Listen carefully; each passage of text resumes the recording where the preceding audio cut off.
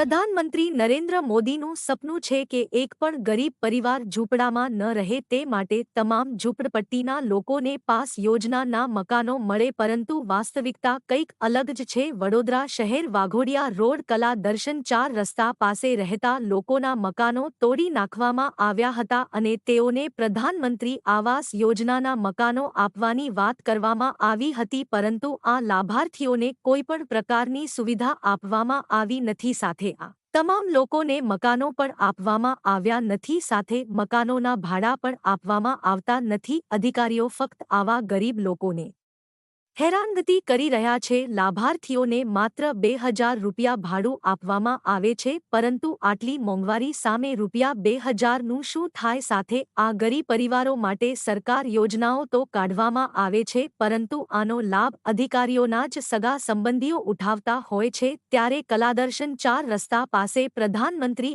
આવાસ યોજના આપવાનો ફાયદો કરવામાં આવ્યો હતો, પરંતુ હજી સુધી પ્રધાનમંત્રી આવાસ મકાનો મળ્યા નહીં। ત્યારે લાભાર્થીઓએ મીડિયા સમક્ષ તંત્ર સામે આક્રોશ વ્યક્ત કર્યો। Madhunagar ઝુંપડપટ્ટી Kaladarshan road BPS public સ્કૂલના સામે આજે 2017 થી અમારા મકાનો તોડી નાખેલા છે ઘર, અને આવાસ યોજનાનું કામ ચાલુ છે। આજે 18 મહિનાની શરતથી અમને કીધેલું છે કે 18 મહિનાની શરતે તમને 2000 ભાડું ચૂકવવામાં આવશે ને તમને ઘર અમે ફાળવી આપવામાં આવશે પ્રધાનમંત્રી આવાસ યોજનાના। આજે 10 વર્ષ થઈ ગયા છે પૂરા, અત્યાર સુધી અમને કોઈ ઘર આપ્યા નહીં, બરાબર છે? તો આની જવાબદારી કોણ લેશે? બરાબર, ભાડા કઈ રીતે મળે છે? ભાડા આજે બે વર્ષના ભાડા બાકી છે। 2 વર્ષના ભાડા બાકી છે, ભાડા આપે છે, એક ભાડું આપે ને 3 ભાડા નથી આપતા। કેટલા સમયગાળામાં તૈયાર કરીને આપવાની? 18 મહિનાની શરત હતી, 18 મહિનામાં તમને ઘર બનાવીને અમે આપીશું। અત્યાર સુધી અમને ઘર આપ્યા છે નહીં। કોનું? તમને ઘર મળી જશે। અમે જઈએ છીએ ને કોર્પોરેટર ઓફિસ જઈએ છીએ। આટલા ટાઈમથી શું કહેવામાં આવ્યું, કેમ હજુ આલ્યા નથી? એવું કહે છે કે અહીંયા પાછળ એક ઘર હતું, એ દબાણમાં આવતું હતું ઘર, તો એ તો તોડી નાખ્યું છે। હજુ એવું કહે છે, હજુ જાય છે ને કોર્પોરેશન, ક્યાં ગયેલા આપણે? રાવપુરા ગયા ને, તો એવું કહે છે કે હજુ 2 બિલ્ડિંગ ઊભું કરતા 10 વર્ષ લાગશે। હજુ તમે 10 વર્ષ રાહ જુઓ, એવું કહેવા માંગે છે। ના, અમને જાણ કેવી કરી હતી? અમે એટલા બધા સમજદાર માણસ છે, અમને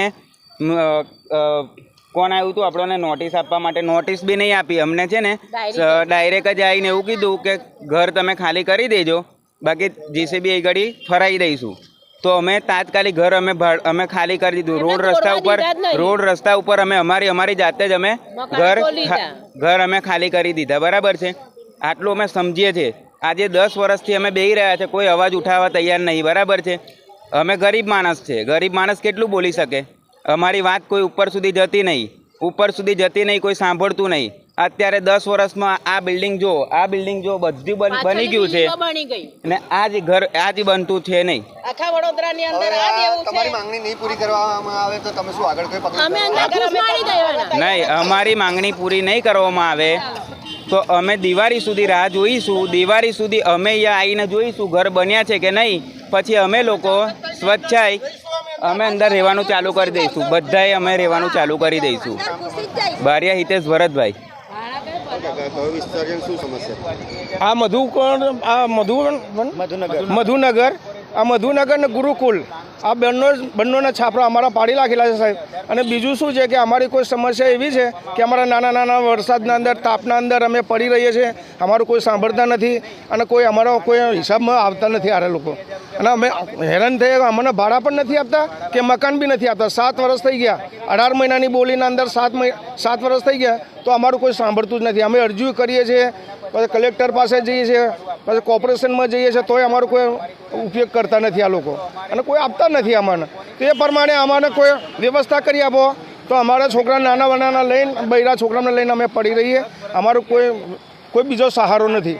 અમે એક તો ગરીબ લોકો, અમે શું કરીએ? અમારા પાસે એટલા બધા રૂપિયા નથી। અત્યારે 4000 રૂપિયા ભાડું અમે ભરીએ છીએ। 4000 ભાડું ભરે છે। 4000 રૂપિયામાં અમારે ખાવું પીવું, અમારે કેવી રીતે અમે ગુજારણ ચલાવીએ? અમારો નાનો કોઈ વાસણ ઉજાડવા જાય, કોઈ ધંધો કરે શાકભાજીનો, આવો અમારું ગુજારણ ચાલે છે। અમારી માંગણી નહીં પૂરી કરવામાં આવે તો અમે આગળ પગલાં લેવામાં આવશે। કાલદાસભાઈ।